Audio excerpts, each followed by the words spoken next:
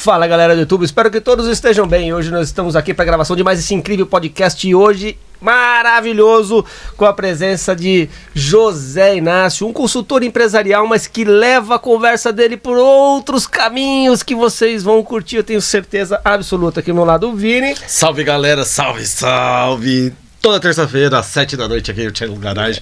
Sempre com alguém muito interessante, né não? E hoje tá demais, né? Você é louco, meu amigo. Eu já tô com o coração palpitando aqui. Foi difícil. Fala aí, quanto foi difícil a gente começar esse podcast? Foi começar porque a gente tá com uma enciclopédia aqui, né? O cara deu uma aula pra nós antes. E eu tô aqui brigando. Vamos começar, vamos gravar. Mas, pô, ele disse que vai repetir tudo. Vamos ver, né? Vamos ver. Vamos ver se vai mesmo. Lembrando que esse podcast tem o oferecimento de Pablo Bernard. Acesse o site pablobernard.com.br e o Instagram, @Pablo Bernard Oficial. Tem coisa nova lá. Tem coisa nova. Dá uma olhada que tem coleção nova lá, hein? Inácio! Conhecido, obrigado pela presença, meu velho. Valeu mesmo. Que honra. Você é um cara que eu tava... Que honra.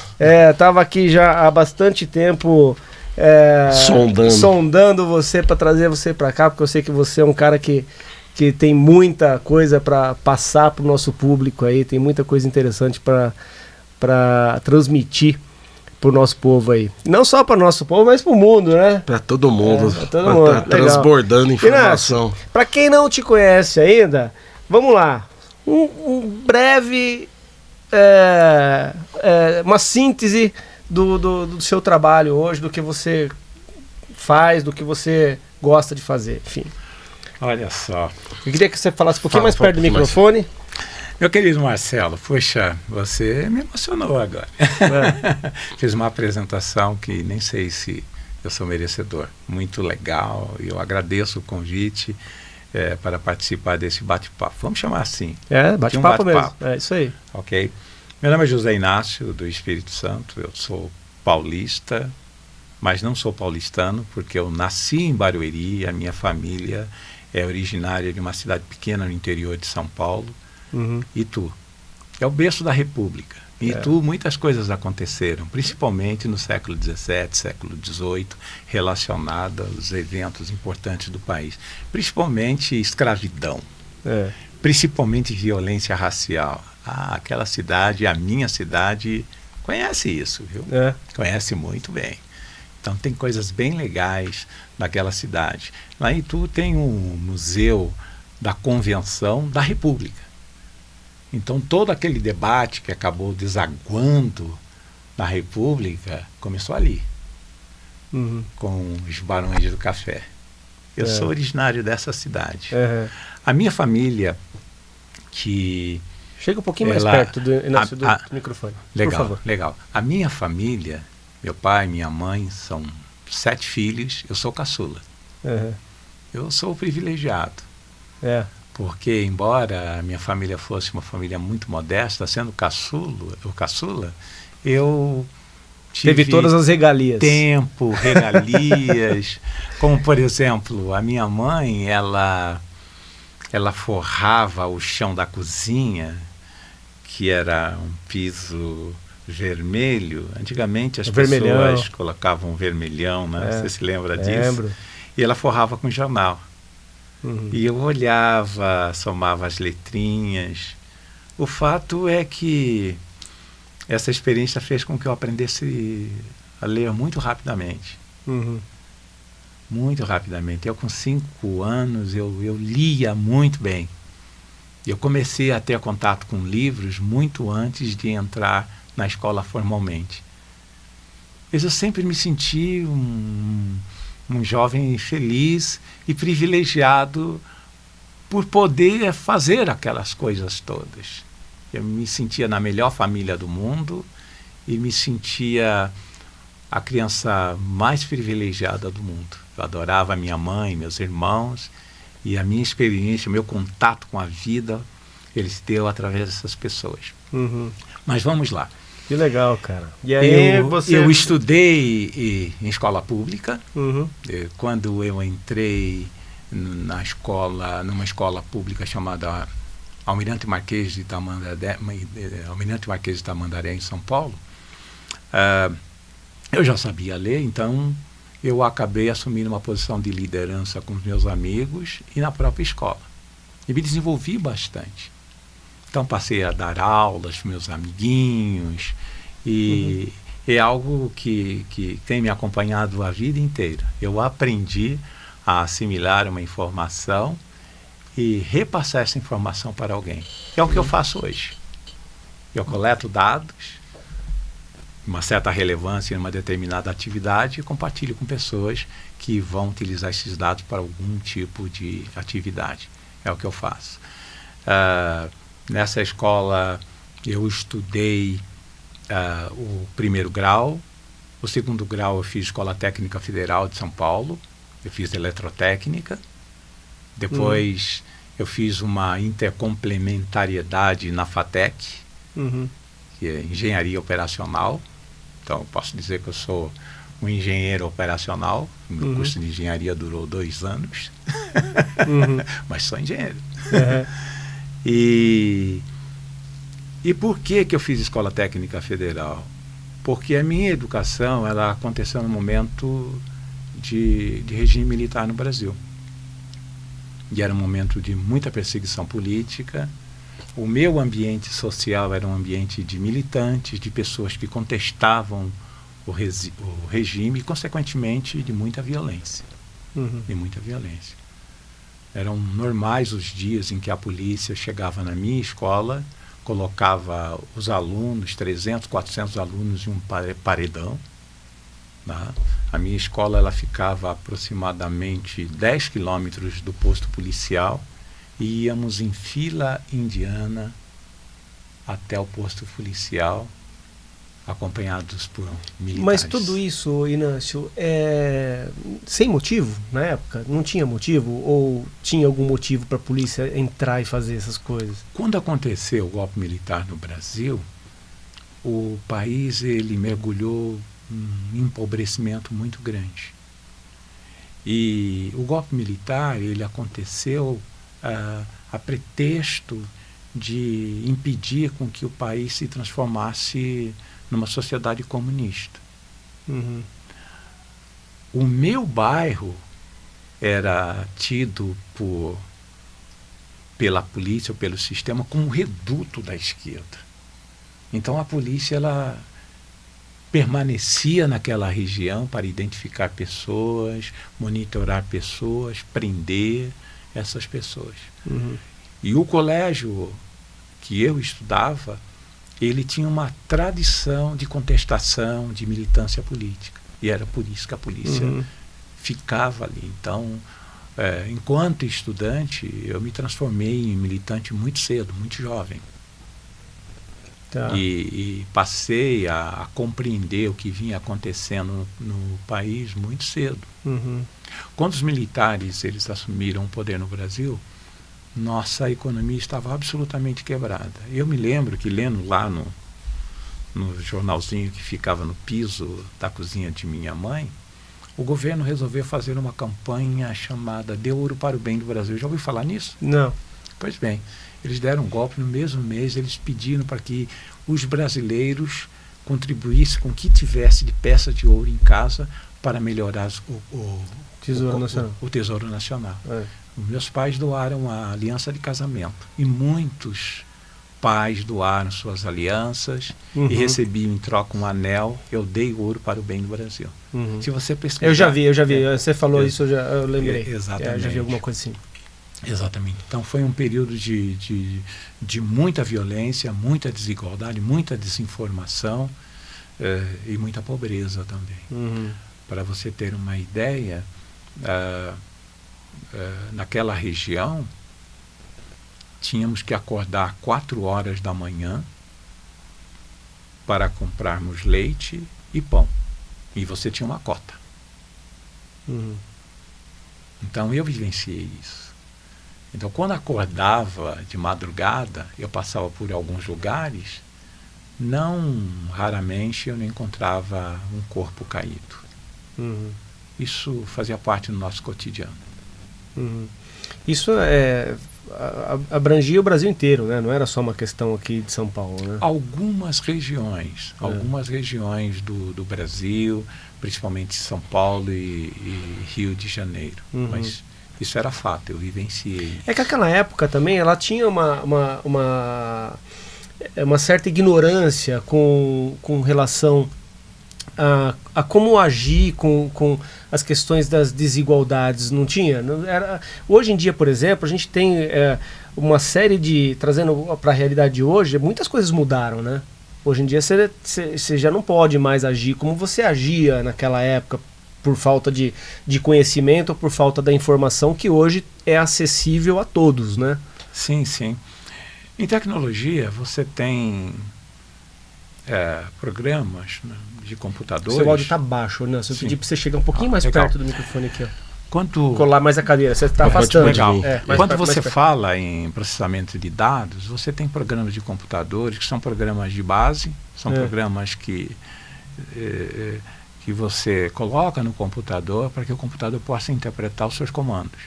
E você tem os programas de aplicação. Então, o programa de base é um programa residente. Pensando na sociedade brasileira, desde a colonização, nós temos um programa que ele é residente. E é um programa que ele não se altera com o tempo. Então, esse padrão de comportamento, esse modelo de olhar para o próximo, para a sociedade, infelizmente ele permanece. Embora as circunstâncias tenham se alterado. Então, por exemplo, você, no século XVI, você comprava pessoas para utilizar como mão de obra no seu pedaço de terra. E você era o dono, aquelas pessoas faziam parte do seu ativo fixo. Com o modelo de desigualdade do Brasil, você apenas alterou o título dessa forma de relacionamento, mas ela permanece. E o driving de pensamento, ele permanece também. Esse é o nosso maior problema. E como se trata de algo que se perpetua pelo hábito, não há uma compreensão profunda nem por parte de quem pratica e nem por parte de quem é vítima daquilo. Esse é o nosso maior problema. Então você tem a população negra que não tem uma compreensão exata do quanto foi prejudicial a escravidão e a cultura de escravidão nesse país.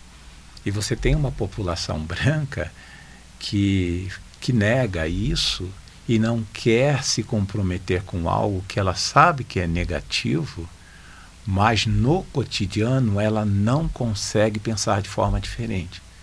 Ela ainda tem um padrão de pensamento apoiado na desigualdade. Nós somos iguais, mas a igualdade ela tem como limite o meu espaço que eu preciso preservar, a minha família. Como diz o americano, né? Um braço de distância, né? Exatamente, exatamente. Então esse é o ambiente no qual eu me desenvolvi. E com essa visão política, eu tinha dois caminhos.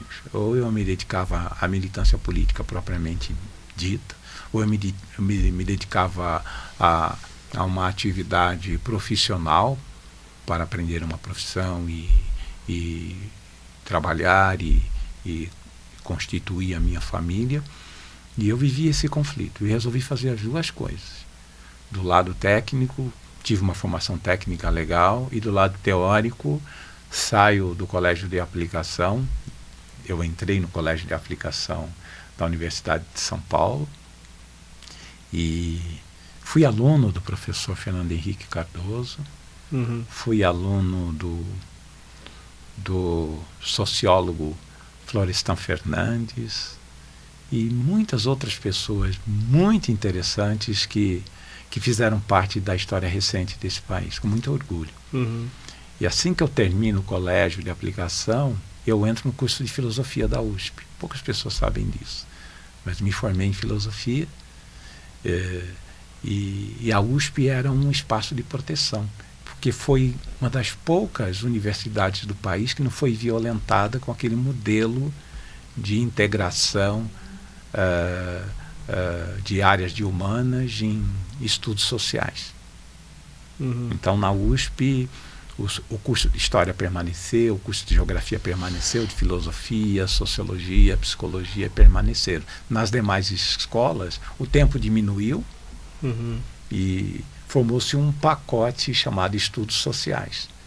Então, alguém que tinha uma licenciatura de Estudos Sociais conseguia dar aula para todas essas disciplinas. E um camarada que estudava no curso de Sociologia ou Filosofia, ele só conseguia ter a licenciatura para aquele curso.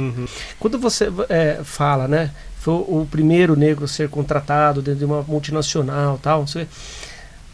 Por que isso acontecia na época? Era por preconceito ou porque os negros não tinham oportunidades de estudar o que você estudou e não tinham capacitação técnica para chegar onde você chegou? Muito boa pergunta, muito boa pergunta. Porque esse é um argumento que até hoje é utilizado. O argumento da não qualificação do outro, o outro não é qualificado, logo o outro não consegue entregar algo que seja relevante para a sociedade. Mas é muito no caso para a empresa, né? Não para a sociedade. Exatamente. A empresa faz parte desse contexto. E aí o que acontece, né? Os negros, logo após a saída da família real do Brasil, eles são vítimas de uma manobra terrível. Eles representavam mais de 70% da população brasileira, e com a Inglaterra pressionando o Brasil a acabar com o sistema de exploração escravo, com o comércio de escravos, e Napoleão perseguindo Portugal, expulsando a família real portuguesa para o Brasil. Então algumas coisas começam a acontecer, quer dizer, os escravos eram ativos. Abrir mão daquele ativo significava perder muito dinheiro.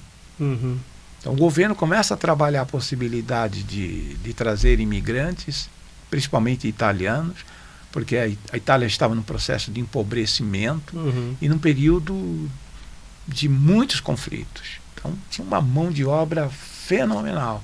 Então o projeto desse governo, do sistema, era trazer operários brancos e promover uma convivência entre eles e uma integração que no médio e no longo prazo resultasse numa sociedade multirracial.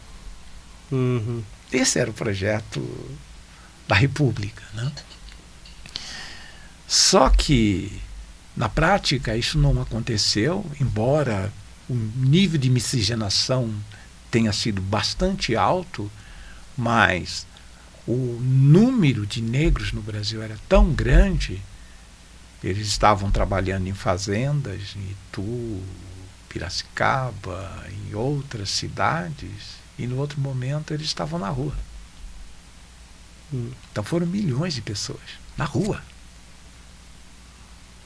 Se você não tinha uma explicação de como as favelas brasileiras surgiram, tá aí, a origem é essa. Tá? E o Estado simplesmente disse para todas essas pessoas: se virem. É o empregador aqui, mandou todo mundo embora com zero de indenização. E essas pessoas não tinham patrimônio. Quando aconteceu a Guerra Civil nos Estados Unidos, e no final dessa guerra houve um acordo social para que o Estado promovesse a integração do negro à sociedade americana, já que a Guerra Civil aconteceu exatamente devido a uma percepção de como o negro deveria ser utilizado, como propriedade ou como um cidadão. Quando ocorre o fim da Guerra Civil, o governo estabelece que toda a família negra nos Estados Unidos vai receber um lote de terras, são 40 acres, e uma mula. Você conhece o Spike Lee? Já fui falar. Depois você pesquisa o nome da empresa do Spike Lee, que é a produtora do Spike Lee. É exatamente isso, 40 acres de terras e uma mula, é o nome da empresa do Spike Lee. E tem a ver com essa fase. Então o negro americano, com esse suporte, ele consegue ter terra, ele consegue trabalhar essa terra e ele consegue ter uma infraestrutura mínima para construir a família negra americana. Aqui no Brasil foi zero, absolutamente zero. E o pior, as estruturas oficiais de educação... Mas com isso, a segregação racial nos Estados Unidos, ela não foi muito maior do que aqui? É evidente. A segregação não é problemática, porque a vida social, ela está sustentada no processo de separação mesmo, porque principalmente no sistema capitalista, você acaba fazendo uma classificação a partir da capacidade econômica das pessoas. Então, a história, a base do capitalismo é a segregação. Segregar não é problemático. O que é problemático é você não garantir a existência do outro. É você não permitir com que o outro tenha uma relação com a natureza, com a terra, ou tenha direitos básicos enquanto ser humano, enquanto cidadão. Aí o nome muda, o nome é outro. Então, curiosamente, quando você aponta, poxa, a segregação nos Estados Unidos aconteceu dessa maneira, e eu tive a impressão que você queria apontar que isso não aconteceu no Brasil.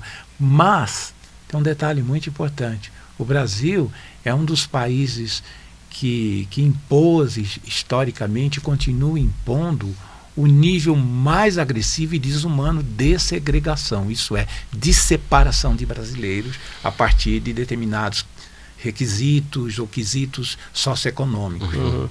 Então, aqui no Brasil, o cara que é pobre, de periferia, principalmente no século XXI, a possibilidade dele ser classe média é quase zero. É quase zero. Nos Estados Unidos, quando ocorre a Guerra Civil, o negro ele chega ao século XX com uma participação na economia americana em torno de 3%. É bastante coisa, né? Sim. Bastante coisa. Nos anos 60, quando ocorrem lutas por direitos civis, isso é, o negro cidadão brigando por uma maior participação na vida social, por direitos, para que ele possa participar da riqueza no Brasil, dos Estados Unidos, quando as leis afirmativas são aprovadas nos Estados Unidos, as leis afirmativas que nós chamamos de leis paternalistas no Brasil, cotas, por exemplo, o brasileiro até hoje não entendeu porque é necessário você construir um sistema de cotas. No Brasil, como você privou o negro de ter acesso à escola, ter acesso à propriedade, a direitos mínimos e à cidadania, você precisa fazer alguma coisa. Porque você foi pego. Você tinha um batalhão de trabalhadores, quando o mercado mudou, você mandou todo mundo ir embora, embolsou o dinheiro e largou esse pessoal. Só que você foi pego. E você precisa pagar isso. Mas era só negros que passou por isso? Aqui no Brasil, sim. Só os negros? Sim. Aqui no Brasil, basicamente, o Brasil ele tinha um grupo muito pequeno. Não havia brancos pobres que trabalhavam nessas empresas? Os brancos pobres, eles são os imigrantes. São os imigrantes. Mas aí você entra foram acolhidos. Aí que está. Aí você vai ter que separar o debate para tentar compreender o que aconteceu com esse imigrante. Mas é muito importante que você saiba que quando o imigrante chega ao Brasil, ele recebe terras, ele recebe empréstimos do governo, ele recebe suporte. Ele recebe aquilo que o negro nunca recebeu. E já vinha empregado também. Sim. Alguns vinham empregados, mas a grande maioria vai trabalhar na lavoura, em terras que foram doadas pelo governo. Sim. E a questão era o espaço onde os caras trabalhavam. Exatamente. Porque a questão é que se fala na história, e vou retornar para os italianos, né, quando importaram aqui os europeus, vou falar numa linguagem bem chula, tá aqui, era de embranquecer todo mundo, né? Era essa a intenção. Esse é o projeto. Tem um livro de um grande escritor brasileiro, Esse livro se chama, é uma referência para quem quer conhecer a história do Brasil e esse período da exploração do trabalho escravo, que é Casa Grande e Senzala. Esse livro é uma leitura obrigatória. Uhum. E esse livro, ele fala sobre o projeto de embranquecimento da sociedade brasileira. Que era um projeto de Estado. Vamos trazer os brancos, eles vão entrar por baixo, vão conviver com os negros, eles vão se misturar e nós vamos ter uma sociedade multirracial. Só que não foi bem isso que aconteceu. Porque os brancos receberam suporte do Estado e os negros não. E na pobreza você acaba criando uma outra escala de segregação entre pobres. Uhum. Queria sufocar pelo capital, né? Exatamente. Então você começa a perceber que na medida em que o pobre ele tem uma terra, ele tem cavalos, ele consegue ter uma horta, o pobre peronomútil. Ele discrimina o negro. Uhum. Ele discrimina o negro. Uhum. Ele discrimina muito.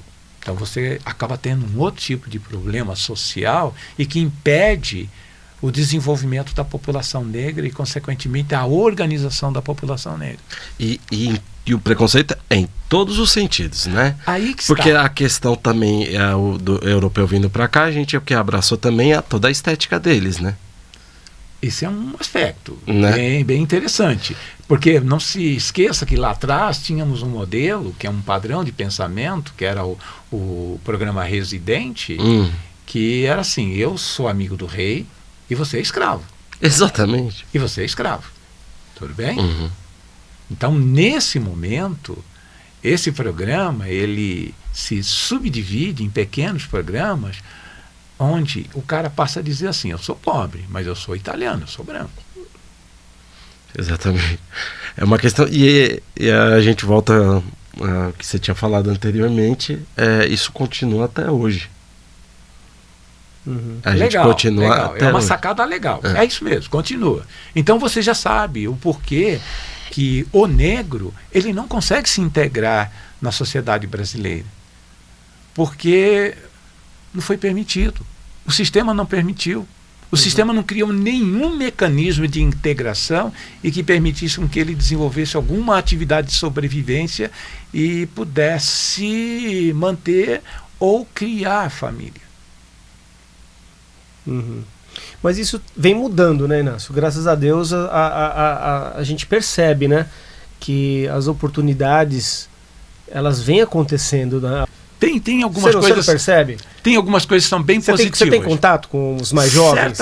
Certamente. Eu estou na área. Estou na área. Só para você ter uma ideia. Com o fim da escravidão, você tem uma pulverização do negro. E aí, na República, ocorre algo bem interessante, que é o governo Vargas. O governo Vargas, ele cria o funcionalismo público. Uhum. E através do funcionalismo público, o governo Vargas, ele insere o negro, parte do negro no mercado de trabalho. Uhum. Eu acho que a sociedade, ela existe para que todos possam fazer parte dela, mas você precisa criar critérios para que todos possam ter direitos. Uhum. Então, o melhor modelo para você diminuir as desigualdades, quando você fala de uma estrutura de concentração de riquezas baseada no uso do capital, ainda é a democracia. Uhum. Mas é uma democracia que precisa fazer a lição de casa do trabalho básico social. Uhum. Tem muitas coisas interessantes que aconteceram nos Estados Unidos e nós perdemos um pouquinho o bonde. Por isso que é importante você entender qual foi a história do capitalismo no Brasil. Como é que surge o funcionalismo público? E como é que surge o Estado acumulando dívidas internas para poder oferecer para essas pessoas bem-estar? Serviço médico, escola. O Estado começa a fazer isso porque ele precisa fazer. Ele não fez antes. Mas a gente chegou onde chegou exatamente por conta dessas políticas sociais que foram feitas no passado e trouxe a gente até aqui. Né? Guardadas as devidas proporções, algumas coisas foram feitas. Algumas coisas foram feitas. Mas no que diz respeito à população negra, nos anos 60, nós tivemos, no governo Vargas, já o nascimento de uma pequena classe média negra. Então você começa a ver o negro trabalhando, estudando e adquirindo casas modestas, já adquirindo bens. Ele começa a fazer parte do sistema. Mas esse negro, ele ainda representa uma elite quando você o confronta com a maioria, com a grande população brasileira. Tá? Mas nós chegamos aos anos 60 com algumas contradições. E quando acontece o golpe militar, porque o Vargas, ele dá um golpe militar, e o golpe dele, eu vou consertar isso que a monarquia não fez, que os republicanos não fizeram. Então ele cria o estado de bem-estar social, ele cria o funcionalismo público, ele cria uma regra para que você possa contratar trabalhador, ele cria a CLT. Só que o Brasil, ele não faz a lição de casa da economia, porque o Brasil não fecha ciclos econômicos. Ele não fecha o ciclo econômico do café, da agricultura, e quando ele entra no capitalismo de indústria, ele entra pegando tudo aquilo que o capitalismo de indústria da Europa já não quer mais. Então o Brasil, ele não fecha, e ele vai deixando as contradições desses ciclos econômicos inconclusos. Essa foi a diferença do capitalismo americano ter dado certo para o país? Você tem duas coisas que impactaram. Em primeiro lugar, uma população muito grande que foi abandonada pelo Estado e que ela começa a ser tratada 30, 40 anos depois, mas só que as contradições, elas aumentam. Então, esse é um aspecto. E quando o capitalismo de indústria ele começa a se organizar no país, você não consegue atender a população, você não consegue criar oportunidade de trabalho para todo mundo. Então muitos ficam para trás e a pobreza vai se acumulando e as favelas vão se acumulando. E aí, nesse momento, com muitos brancos. E se a gente for pegar o modelo de economia nos Estados Unidos, a gente ia acabar com o mundo em 6 meses. Pelo excesso de consumo, é verdade. Olha, é verdade. Se a gente for pegar por base, vou consumir igual um americano, a gente acaba com o mundo. Sabe o que o americano fez nos anos 60, na luta pelos direitos civis, as leis afirmativas? As leis afirmativas, que o negro, ele é minoria nos Estados Unidos. O negro brasileiro é a maioria no Brasil. Sim. Então vamos lá. O país tem 15%, 13% de negros. Da população é de negros. Alguma coisa em torno de 35, 40 milhões de pessoas. Um país que tem 400 milhões de pessoas. É minoria. Só que tem uma coisa, as leis afirmativas, os negros tiveram esse empowerment no pós-escravidão, na luta na Guerra Civil, e ele tem um outro nos anos 60 nas batalhas internas por direitos civis, onde as leis afirmativas são aprovadas. O Affirmative Action nos Estados Unidos, ele estabelece o seguinte: o negro, ele vai ter oportunidades numa determinada região baseada na proporcionalidade racial. Como o negro, ele sai do campo com o fim da escravidão, ele vai para a cidade, começa a trabalhar nas indústrias, e ele começa... É a cota. É aí que saiu a cota. Aí que sai a cota. Aí que sai. O Affirmative Action, ele é basicamente isso. Olha, nós vivemos aqui em Washington. Tá? A população negra em Washington é 70% de negros. Sabia disso? Em Washington? Em Washington. Sim. Washington. Tá? 70% de negros. Então, todas as oportunidades disponíveis em Washington, 70% dessas oportunidades vão para a população negra. Tão simples assim. O Affirmative Action, ele determina que as oportunidades de trabalho devem ser compartilhadas proporcionalmente com os negros. com os negros. O que não acontece na nossa periferia, que também é habitada 70% por negros. Nós não tivemos uma lei afirmativa Não, no né? Brasil, nós não tivemos. Tivemos um início de inclusão com o Getúlio, mas o Getúlio teve que pagar um preço muito grande por isso. E depois, quando o Getúlio vai embora, o software residente Do sistema. do sistema, ele volta e a coisa continua do mesmo jeito. Concentração absurda de riqueza, as indústrias já estão instaladas, você tem ainda um nível de precarização muito grande de trabalho e muita desigualdade. Nos anos 60, nós passamos um processo de luta por direitos civis que passava por um questionamento do golpe militar. Então nós criamos no Brasil, isso é legal, nós construímos na Universidade de São Paulo o Movimento Negro Unificado. O Movimento Negro Unificado, ele nasce na Faculdade de Filosofia da USP. Hoje, uma das intelectuais negras mais importantes do Brasil, que é a Sueli Carneiro, ela foi minha colega de faculdade, no curso de Filosofia da USP.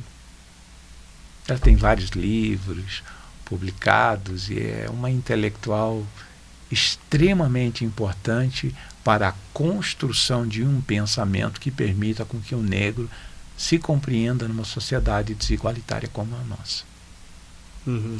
O movimento negro unificado, ele começa a pressionar o Estado cobrando políticas de inclusão e através também da militância política e trabalhando liberdades democráticas e participação política através de cargos legislativos e daí por diante. Eu falei do Alex Haley porque em 1970 nós trouxemos o Alex Haley para o Brasil para participar da primeira Semana do Negro na USP, o escritor de Raízes Negras.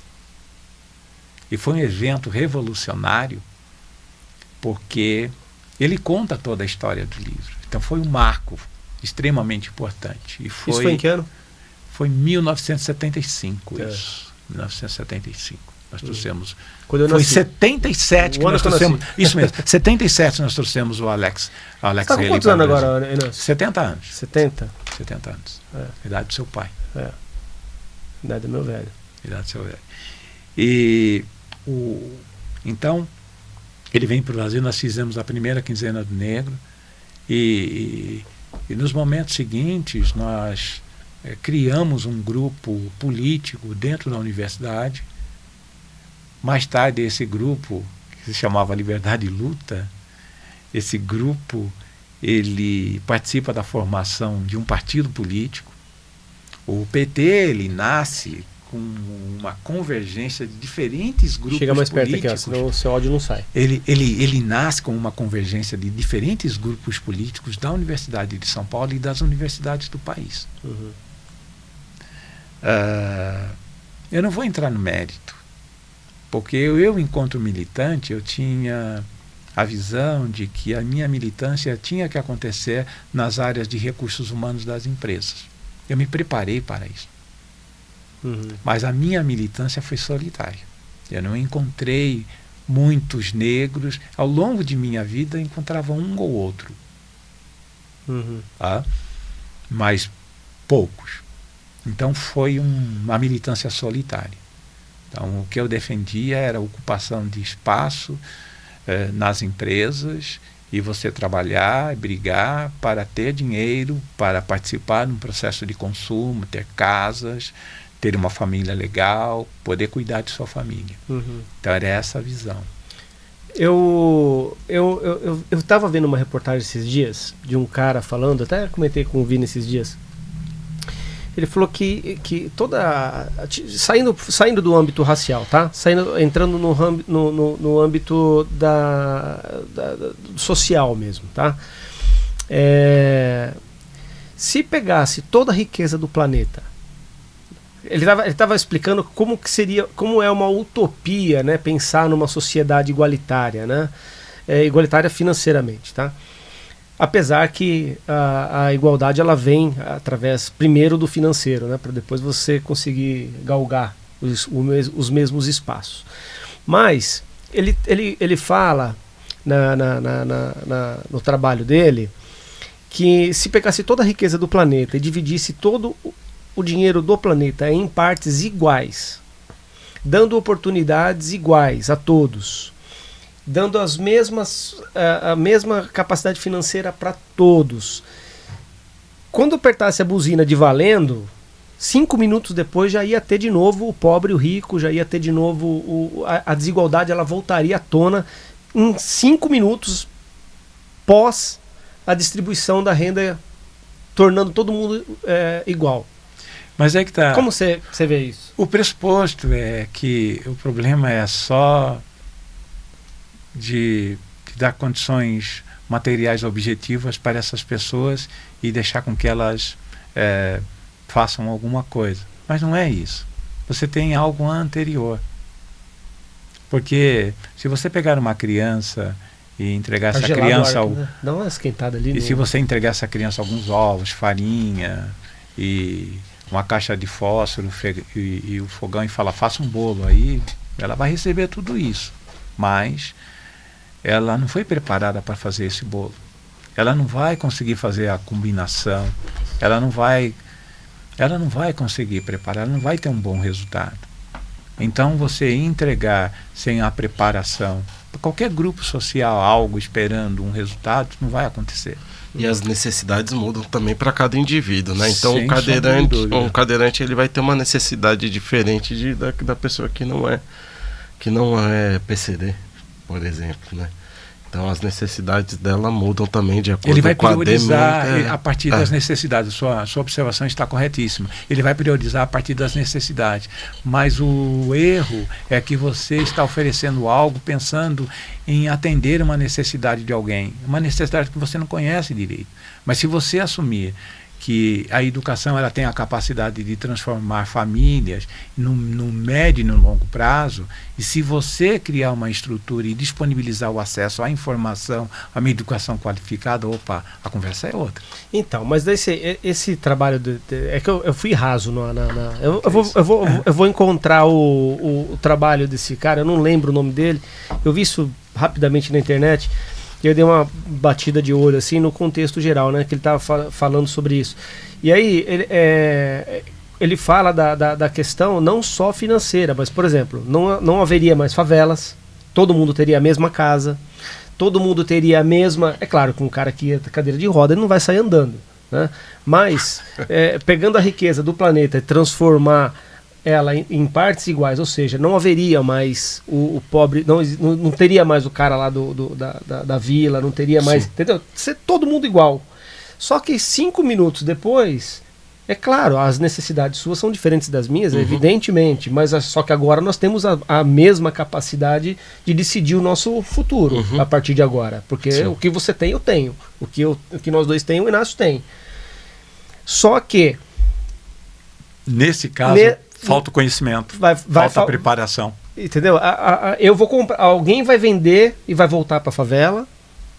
Entendeu? A favela vai ser reconstruída em alguns minutos depois, e porque o cara está acostumado lá naquele lugar, alguém vai comprar a propriedade do outro, e no fim vai virar tudo que está hoje. É isso que vai acontecer, vai virar uma bagunça. Porque a construção social, ela está baseada, em primeiro lugar, em regras, em conhecimento e difusão de conhecimento e preparação das pessoas.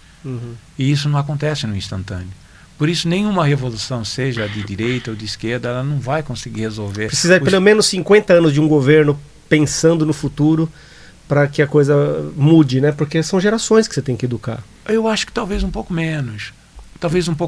Porque o que vai acontecer é que você vai ter uma população envelhecida, mas você já vai ter uma geração pilotando. Então, você já consegue identificar os benefícios dessa nova reorganização social. O caminho é a educação, não tem conversa. É esse. É educação, saúde. É assim, quando você olha a hierarquia das necessidades humanas, o que está na base da pirâmide? você precisa comer. Você precisa se proteger do frio. Necessidades básicas. A vida, né? É a vida. Você precisa se proteger da chuva. Você precisa de uma casa. Você precisa de uma outra pessoa para conversar. Você precisa trabalhar. E o trabalho, ele precisa estar disponível em um formato onde você consiga atender essas necessidades básicas. Até que vai chegar um determinado momento que as necessidades deixam de ser básicas, você já quer reconhecimento, você já quer aplauso, você já quer títulos. Então, quando você pensa na hierarquia das necessidades humanas, você pensa, eu preciso resolver isso. E nós estamos atrasados. Nós não conseguimos resolver isso. Até a educação, ela está num nível posterior. Ela está num nível onde o indivíduo, ele já não corre risco de vida, ele consegue comer, ele consegue se proteger da chuva, do tempo, ele consegue ter saúde para poder trabalhar, transformar a natureza, plantar, vender ou trabalhar numa fábrica. Então, ele numa hierarquia, ele vai prosperando. A prosperidade, ela não acontece impunemente. Mas, para enriquecer um pouco a sua pergunta, quando nós criamos o movimento negro unificado, nós passamos a interferir nos grupos políticos que se formavam nessa época e conseguimos convencer os governos estaduais de São Paulo, do Rio de Janeiro, do Rio Grande do Sul, a criar os conselhos de participação e desenvolvimento da comunidade negra. Hoje, o Conselho Estadual de Participação e Desenvolvimento, ele existe em quase todos os estados. E tem também os conselhos municipais. Então, trata-se de algo comum. É como se fosse uma secretaria de Estado ou uma secretaria da cidade, para tratar de assuntos daquela comunidade relacionada à questão racial. E tem muita coisa para você tratar. Violência policial, desemprego, saúde, tem muita coisa para você cuidar. Mas esse foi um avanço. Esse foi um avanço bem interessante. E quando a nova Constituinte, nós conseguimos também interferir. Nós conseguimos colocar negros na Constituinte. O Hélio Santos, nosso querido amigo, que ele foi o primeiro presidente do Conselho de Participação e Desenvolvimento da Comunidade Negra. Quem criou foi o governador Montoro. Eu participei de reuniões com o governador, onde ele sancionou esse projeto da criação do Conselho. Então, junto com o Conselho e com governos populares, nós conseguimos atingir o Estado para que promovesse mudanças na educação. Você sabia que há uma lei hoje que obriga que as escolas contem a história do negro não mais da forma como contava antes? Você sabia? É um conteúdo, é lei. Você tem que contar a verdade. Por quê? Os educadores, eles entenderam o óbvio, que nós não podemos ensinar para nossas crianças como discriminar uma criança preta, colocando o negro sempre numa situação negativa a partir da história que é contada na escola. E professor, essas histórias, aonde elas ficaram guardadas? E me parece que é sempre a coisa continua africana aí num ponto de vista mais positivo ali, né? Sim. Essa história, a negra ainda está no boca a boca, né? Aí está, essa história oficial, ela está sendo contada de um modo a não prejudicar a percepção da criança negra em relação a ela mesma. Então eu, por exemplo, eu fui uma criança negra que ouvi histórias de livros de histórias que não eram agradáveis em relação à minha população. Hoje essa história ela é ensinada através de professores brancos e negros nas escolas públicas, numa condição onde o personagem negro ele não é destituído da dignidade e nem da humanidade. Então, As crianças, a partir dessa constituinte, dessas mudanças no modelo educacional, passam a receber uma informação diferenciada e, consequentemente, reprogramar o programinha residente lá, elas passam por um processo de reprogramação e de percepção diferente do outro. Então a convivência melhora, o ambiente melhora. Então quando você chega em casa e você vê que o Banco Itaú já faz propaganda com famílias negras, os supermercados fazem propagandas com uma família negra consumindo, as crianças negras estão consumindo produtos de beleza, a Johnson está fazendo produtos para a pele negra. Já entra o ESG também, né? Não entra? Também. As empresas envolvidas com ESG, também. Né? Porque quando você pensa na questão do equilíbrio do meio ambiente, você está pensando em uma proteção de todo mundo, e de negros também. Você está pensando na proteção de todo mundo. Porque o ESG trata, né, trata do meio ambiente, da governança e do social. Sim. Né? Sim. Então aí é onde entra o social, a parte social das empresas, aí, essas que vêm fazendo campanhas. Né? As empresas, elas são estimuladas, recebem incentivos para trabalharem a questão da preservação do meio ambiente de uma forma ampla. De uma forma ampla, de modo que a sociedade ela possa se qualificar para receber o novo brasileiro que está nascendo a cada dia. Eu acho que ficou um jogo bem interessante, ficou um jogo bem legal mesmo, tá? Porque você consegue perceber que a presença negra nos diferentes setores do conhecimento, da vida econômica do país, ela aumentou, ela ampliou bastante, mesmo no ambiente de trabalho, não está bom, mas ela está presente. Você tem um percentual de crescimento maior. As leis afirmativas que foram aprovadas no final dos anos 90, já apresentam resultados bem legais. Então, são mudanças sociais que permitem com que aquele grupo que foi abandonado pelo Estado, através de seus filhos, vá se qualificando para participar. E bastante a galera também que fez faculdade por conta das cotas, né? Também. Está aparecendo na vida pública, colocando a inclusão, só colocando isso. E cota não é a favor. Não é favor. Quando você investe em educação, não é favor. Você está protegendo todo mundo.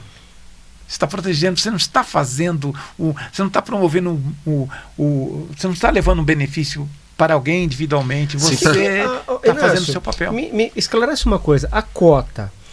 O que é exatamente o que nós temos hoje de cota? Uma questão no Brasil que o sistema de cotas ele foi criado para promover a inclusão da população negra. Essa é uma premissa. Então ela foi criada mesmo para questões raciais, não tem nada a ver com socioeconômica.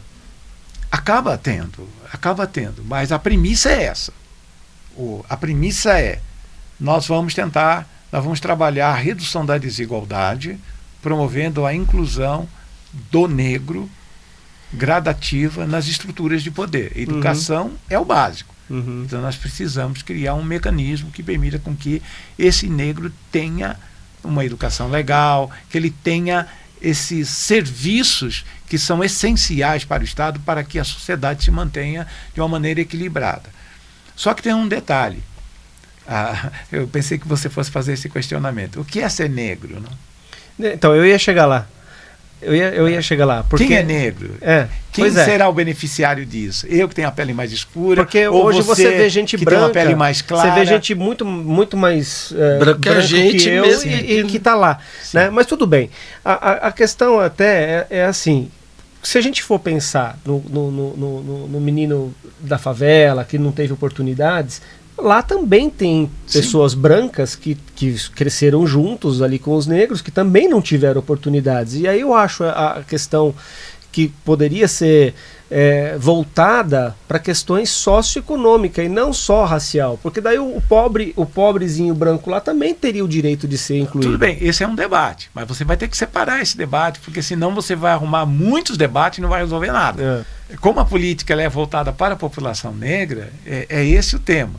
É claro que acaba desagradando algumas lideranças, outras pessoas, que principalmente pessoas que se posicionam como humanistas. Poxa, eu vejo que isso aqui poderia ser mais abrangente, mas é assim, é política de Estado para você resolver um problema específico.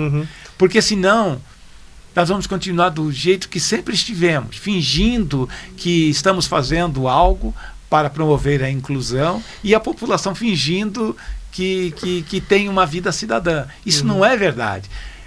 A política ela foi implementada. Teve muitos erros, teve muitos acertos, mas o fato é que o país mudou.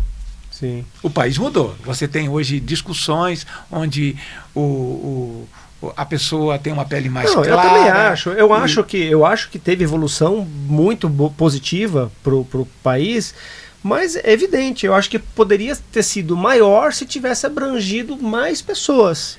E mas não só os negros, questões das pessoas pobres. O Estado já faz isso. O Estado já faz isso, porque a premissa é política para a inclusão da população negra que sempre foi abandonada historicamente pelo poder público no Brasil, sempre.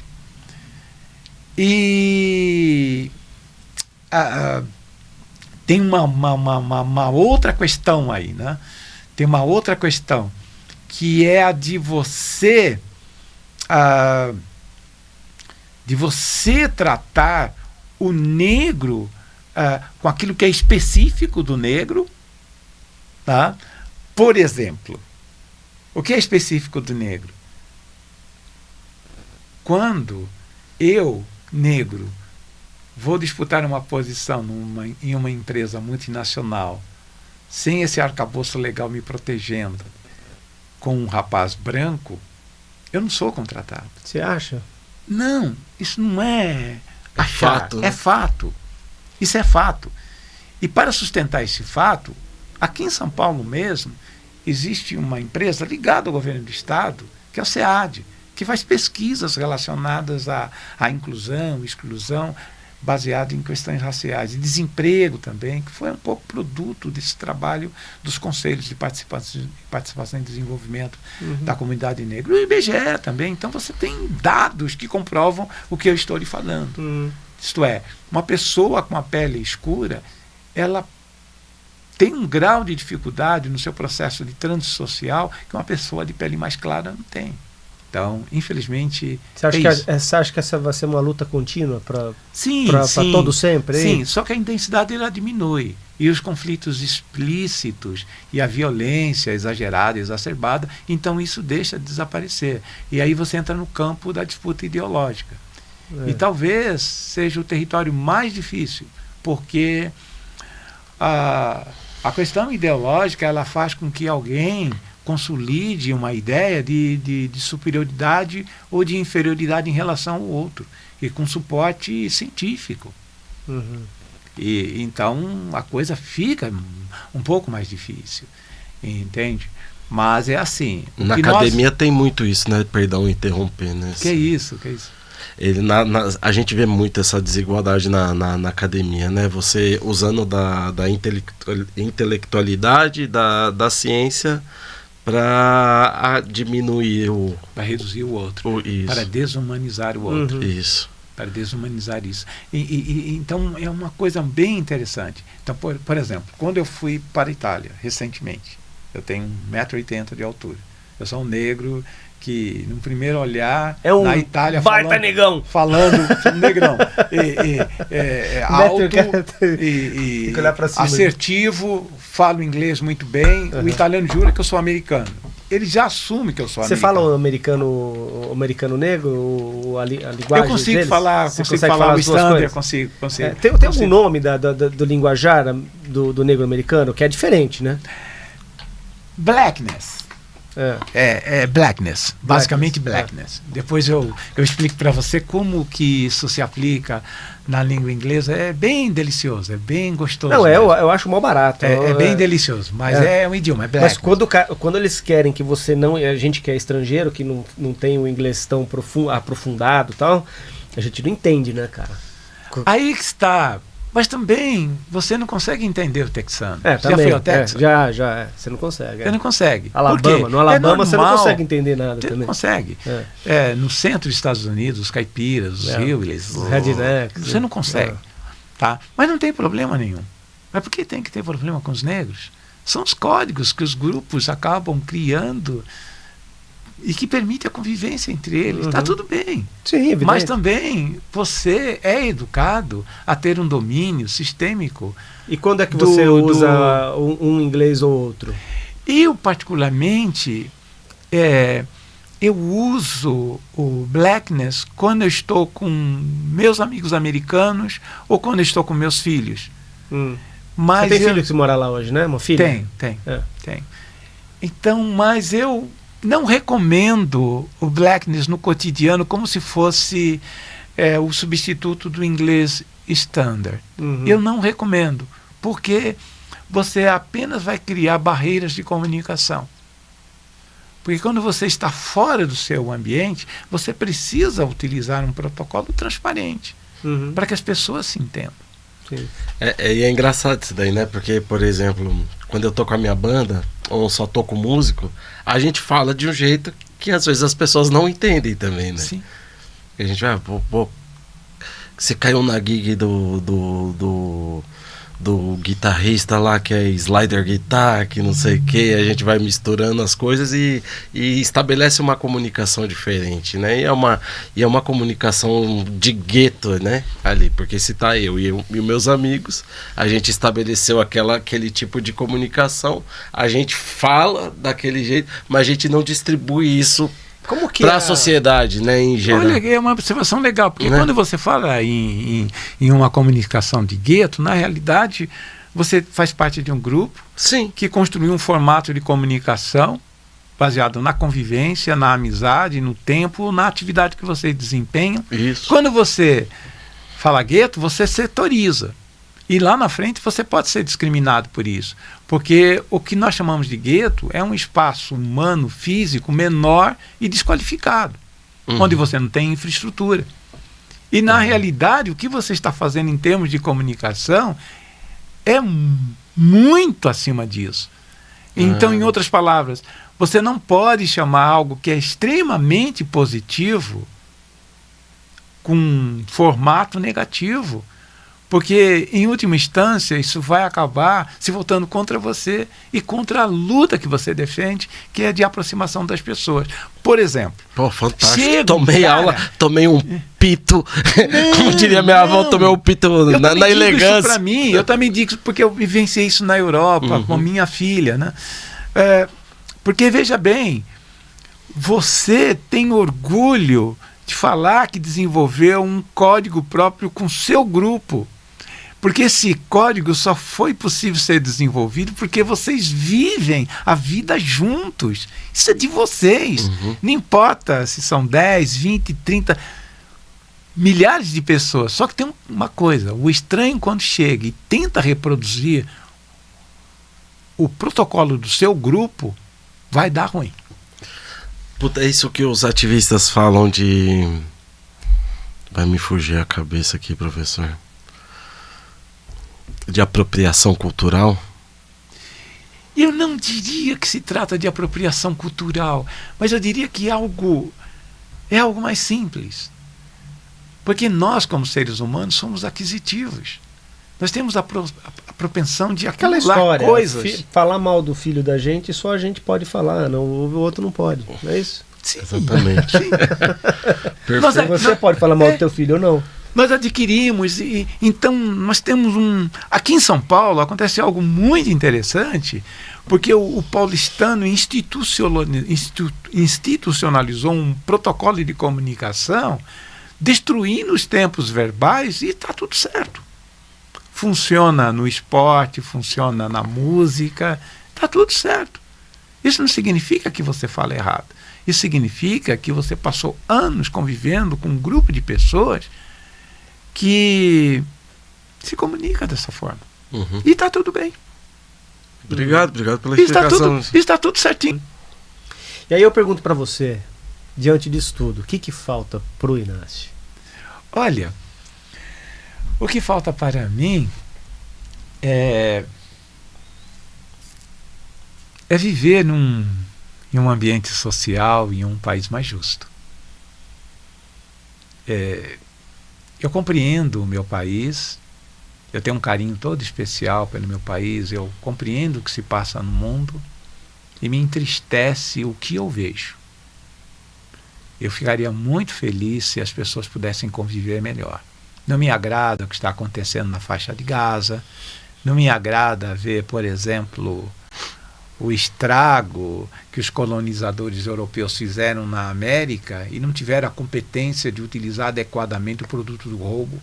Quando você vai para Portugal, o que você vê é um país destruído, empobrecido. Parece que a única coisa que os portugueses souberam fazer ao longo do tempo é queimar recursos de herança, mas eles não conseguem fazer mais nada. Portugal está tão empobrecido. Mas isso vai se repetir, né, na história, né? Porque alguns trilhões de dólares está na mão de pessoas de poucos. De poucos e provenientes de herança, né? De herança. Todo tipo de herança. Todo tipo de herança. Por exemplo, né? O que você acha que o governo americano fez para sustentar o pagamento daqueles valores durante toda a pandemia e não aconteceu nada com os Estados Unidos? Nenhum país poderia ou teria condições de oferecer o que o governo americano ofereceu para o país parar e naquela proporção. Quando você olha, no final dos anos 90, a economia americana ela está totalmente baseada em ações de indústrias, que é a Dow Jones, né? A Bolsa de Valores.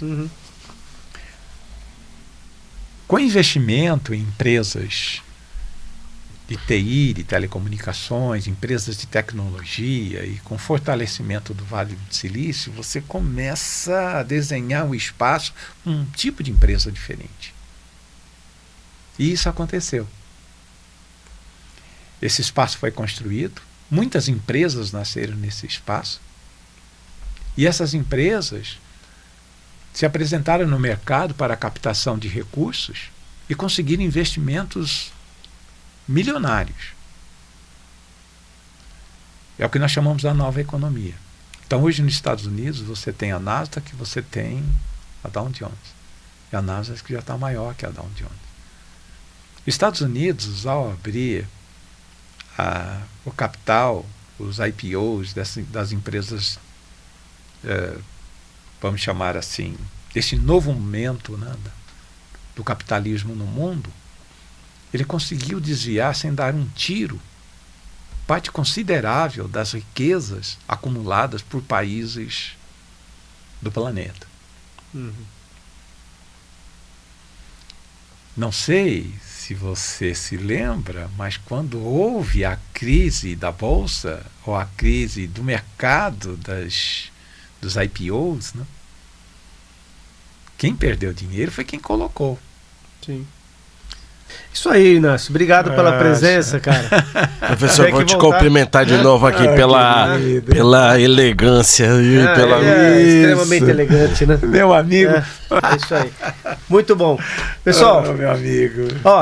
Pablo Bernard manda para os nossos convidados sempre um presentinho, um bonezinho. Que gentileza. Obrigado, querido. Você é um cavalheiro. Obrigado.